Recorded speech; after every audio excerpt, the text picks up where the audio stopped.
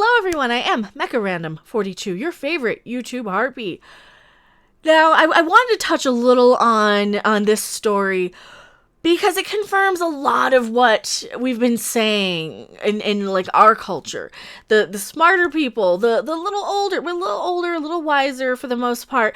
And we've been saying that you cannot do comedy anymore because you have this culture nowadays going around being offended by absolutely everything.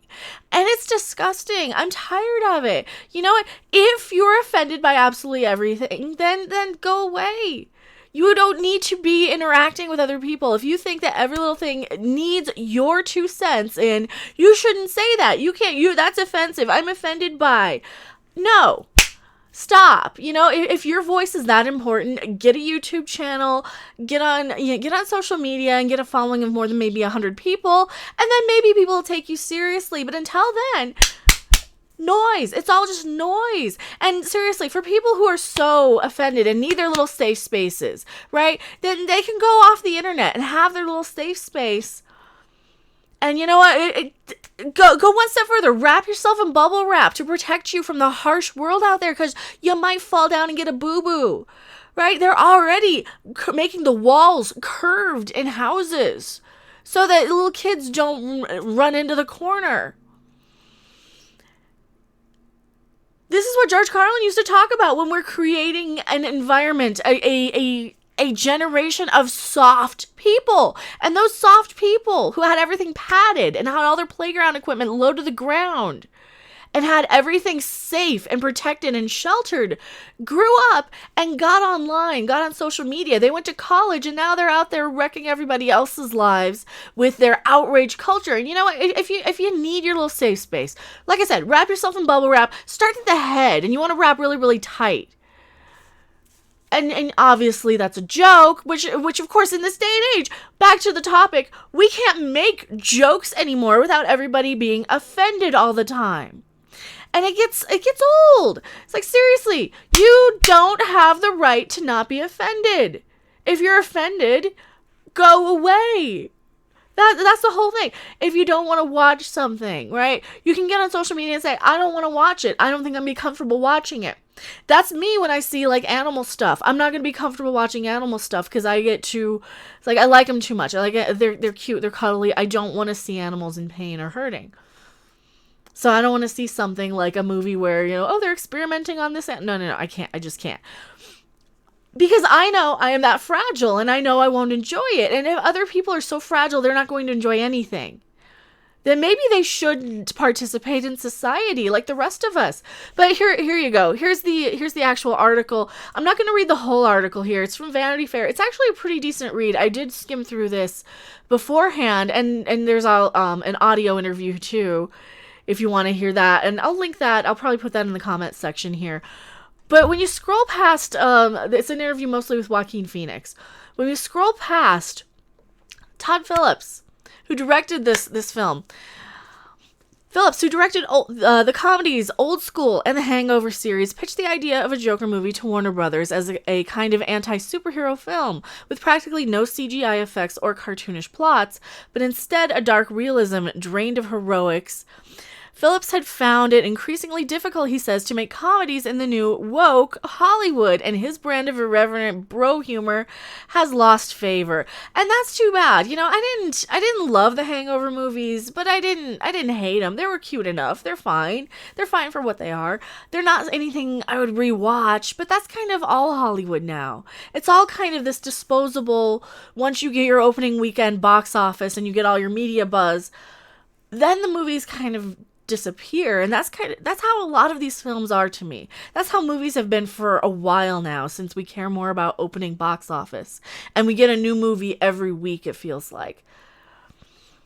When I was a kid in the 80s, and I hear old school person, movies used to last a little longer. They'd be in the theater like a month or two, and then like if there was a holiday, they would still be in the theater. Like the Police Academy films were in the theater for 2 months, depending on the theater you were at. And once you get that little holiday boost, then, you'd have your little holiday boost in box office, and then they go on to the next film. But we didn't have movies coming out every week. We had B movies that went straight to VHS. And then we had the Oscar stuff that not a lot of people watched that was released around December. And then we had the big budget, you know, the blockbuster stuff in summer. But for the most part, you'd have your little no-budget comedy. You'd have like a Police Academy. Or you'd have a Muppets Take Manhattan sort of movie. Every movie wasn't treated like it's a huge blockbuster. So maybe that's part of it too. He goes on to say, go and try to be funny nowadays with the woke culture. There are articles written about why comedies don't work anymore. I'll tell you why. Because all the fucking funny guys are like, fuck this shit because I don't want to offend you. It's hard to agree with 30 million people on Twitter. You just can't do it, right? So you go, I'm out. And you know what? With all my comedies, I think that what comedies in general all have in common is that they're irreverent. So I go, how do I do something irreverent, but, you know, F comedy? Oh, I know. Let's take a comic book movie universe and then turn it on its head with this. And that's really where that came from. So that's an interesting way to take a look at this character. This is why I have not been so anti-Joker for a while. Because of a lot of the decisions that are going on behind the scenes. And this one doesn't look that bad. And as much as I hate giving Warner Brothers any money, this one, you know, you guys did super chat me, so I'm going to try and go and see it this weekend sometime. It looks like I'm going to enjoy it. And that's at the end of the day. If you look at a trailer for a movie, does it look like a movie you're going to enjoy? Or does it look like a movie that's going to irritate you or you're going to be bored by? That's what the trailer's job is, right? And every time I see a trailer for the Joker, I'm like, ooh, this looks interesting. But it's more thinky. It's more of one of those, it's like a thought-provoking movie. It's something where it's a character study. And that's a little bit more appealing to me than just a mess of CGI superhero crap. That's probably why this movie looks better than a lot of the others. And I know Birds of Prey doesn't have a lot of CGI either, but that's also on the other extreme of like, oh my god, it's an annoying character that I don't want to watch.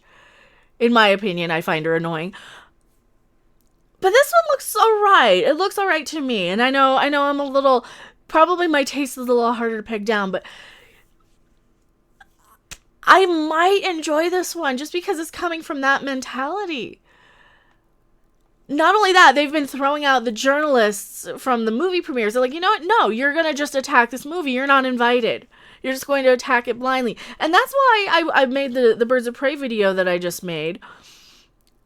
Because you've got too many of these sort of, I wouldn't say blue check mark Twitter handle women. You get too many of that type of person who just want to complain about, you know, oh, white man bad, white man bad.